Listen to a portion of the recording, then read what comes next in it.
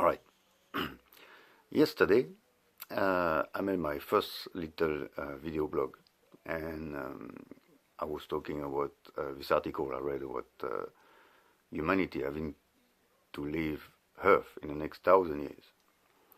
The thing is, we've got so that is the most optimistic, apparently, time scale we've got to survive 1,000 years, which is incredible in itself. But actually, we might not even have 1,000 years. Maybe our generation going to see the end of life as we know it now. If you really be analytical and you open your eyes and see what's happening, it's very obvious that we are going to run into serious problems very, very quickly, in a matter of years, maybe months, who knows. If you look at numbers, it's very simple. We are all living on one planet Earth, and we need to share it.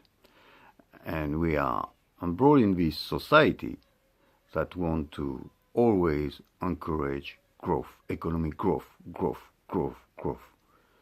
And this model of growth is actually, in my opinion, a cancer, because it is based on consumerism.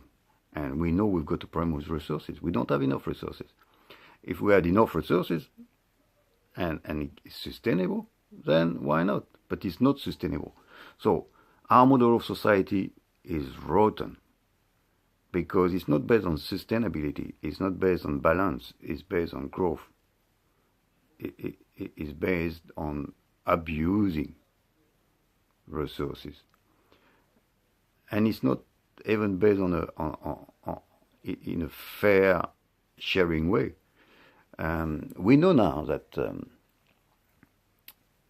if we were to live like the average American today, not in 1,000 years from now, not in 2030, if we were to live like an average American, every single one of us, 7 billion people on Earth, we need 5 planet Earth to sustain this way of life. If we were to live like an average European, we need 2.5 planet Earth to live like an average European. So it's not sustainable. You can't see. There's something that makes me laugh is when I hear people, crying in front of their TV or sending money to Africa for charity and wanting to eradicate poverty. Oh, poor people. Oh, we don't want poverty. If you continue to live like you're living today and over-consuming the plant resources, you actually want poverty. You want poverty. It's as simple as that, because if those people are not poor in Africa, in India, in Bangladesh, or other part of the world, if you want them to become healthy and eat well and have education and to buy the minimum good like you like to buy, then it's not possible. You have to lower your living standard. It's a little bit as if you imagine you have a cake, a nice chocolate cake. Okay, we all have a nice chocolate cake to share, and you're eating half of it. You're eating half of it, and you say to the rest of the world, okay, you share this other half. Okay, so the American takes half of the cake, then the European going to take another half of the cake, and there's another quarter of the cake, and there's only 1/4 left for all the other nations to share, or all the other children to share. And of course, the portions become smaller and smaller and smaller. And you look at this now, kids who have no cake to eat and say, oh, I would really like you to have some cake, but I'm going to keep my share. I'm going to keep my half of the cake. And you stuff it, and you're eating it, and you have so much chocolate cake in your mouth. And you're thinking, poor, poor, poor kids. They don't have chocolate cake. It just doesn't work like this, or have a little bit of my crumb. It just doesn't work. It's ridiculous. So we need to change the system. We need to change the way we think. We need to change our approach. And while our government are continuously promoting growth, consuming, because if you don't consume, the economy stops working. But we got it wrong. The values that we are promoting are wrong. We should promote sustainability. We should promote to live in a more sober life, to consume less, to share more. But that's not what we do. That's not what we are doing. You know, we sell anything. Anything that can make money, we sell it without regard to the environment. I mean, it's ridiculous when you think of it, that we are allowing a company like McDonald's, for example, to sell a plastic toy who's going to have about 1 minute, 2 minute lifespan, to encourage your kids to eat one burger and forget about all the other, you know, packaging that come with that burger. And so for 2 minutes of this kid's life, we're going to produce a plastic toy that's going to stay on Earth for thousand upon thousand of years before it disappears. It's unbelievable. Imagine if there's a civilization, if we are wiped out, and there's a civilization, you know, re-emerging in 5,000 years from now, and find this plastic toy, and the historian of this civilization understands that this plastic toy was produced for a 2 minute lifespan to encourage a kid to eat a burger, a healthy hamburger. They're going to really look at us as the dumbest generation that ever existed on this planet. So why are we engaged in this constant over-consuming? It's greed. It's simple, it's greed. You know, you look at America. America is very Christian. Is that really Christian value, greed? Not sharing, consuming, over-consuming? Is that something that really Jesus Christ was promoting? No, it's not. So you're not even following what you're claiming to believe. You're not doing this at all. Jesus Christ was not somebody who was living in wealth and over-consuming. It was all about sharing and living in simplicity. So you're not even following what you're claiming to believe in. That's the truth. So we need to find another model. Why not having a system that is based on community, on sharing? Why do we have to go and buy? Sometimes you go in a shop and you buy an item. You're going to buy, you know, a drill or anything that you're going to use once for 5 minutes or 10 minutes. And then you put it away. You never touch it again. Why not having some places where you can go and borrow it and bring it back? You know? And we don't need to produce all those items. We are only doing it to create an economy, just to make money. But it's not right. It's not right.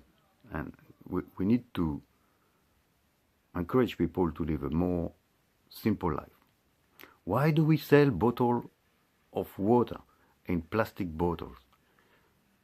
You know, you're going to drink water. You're going to drink your bottle, put it in a bin, and again it's going to stay there on planet Earth for 1,000 years.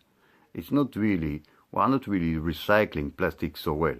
So whatever you've been told, that's not really true. Plastic is not really recyclable in such a good way at the moment. We haven't got the technology. And it's not widespread. Why not having fountains all around town with good water, filtered water? That would be a much better approach. You know, simple strategies, simple ideas. It's just the philosophical approach of our society that is wrong. You look at planet Earth, it's 4.6 billion years old. So if you were to bring this down to a smaller scale, let's say 46 years, 4.6 billion years represent 46 years. And you look at humankind, we would have been living on this planet only for the past 4 hours. Out of 46 years, we have been here only for the past 4 hours. And if you look at the modern history of humankind, if you look at from the start of our industrial revolution, this started only in the past 1 minute. In the past 1 minute.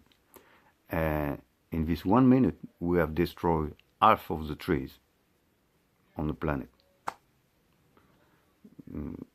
That doesn't sound so good to me. There's not another 1 minute left.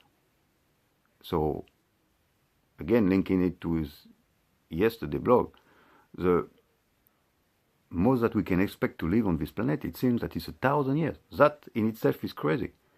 But when you look at the truth is, we might not even go there. We might not even go there. We are not promoting. There's some people out there who are showing us the way. You know, there's this environmentalist and philosopher, Pierre Rabhi, in France, that have, you know, he's showing the world how to live. But we are not promoting him. He's not at the forefront. Who knows Pierre Rabhi? I mean, only the few who are interested in sustainability and environment know this type of human being. But he's not one of the world heroes. You know, everybody know about Trump. Nobody know about Pierre Rabhi. Everybody know Trump, but how many know Jose Mujica, who was a president, who did encourage people, who does promote living in a more sober life, you know, with less, not having always to consume. And the way society is,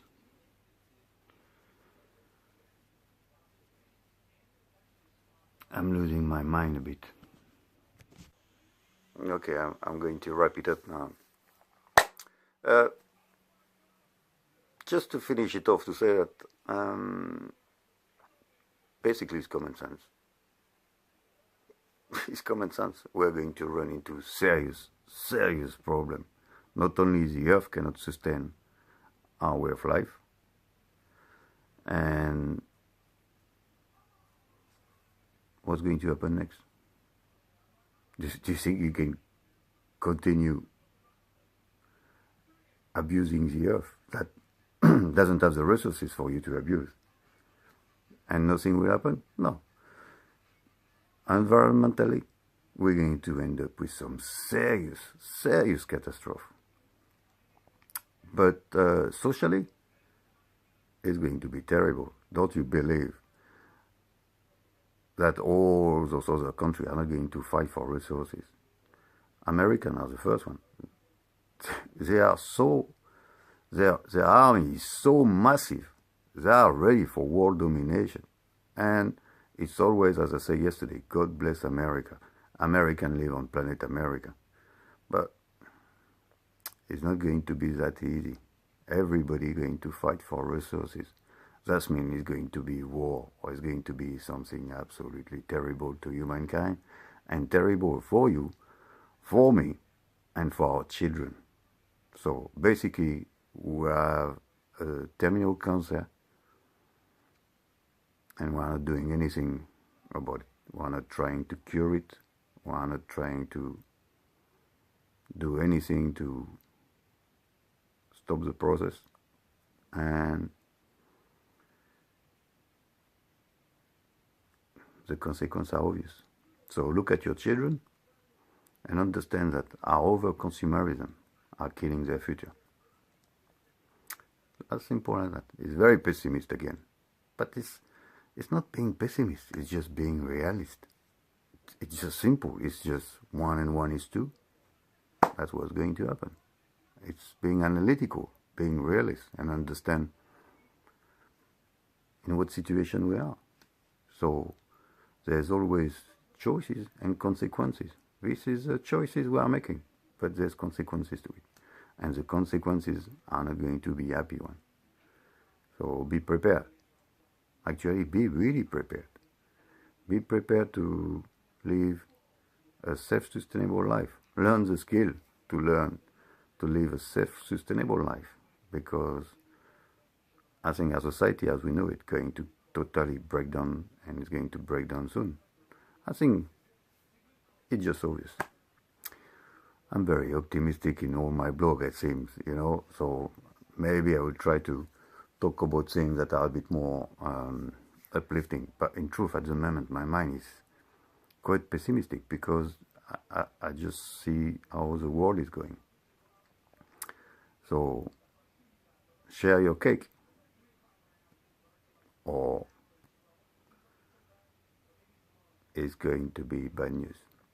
All right, so have a good day on this beautiful positive news. Have a good day. Bye.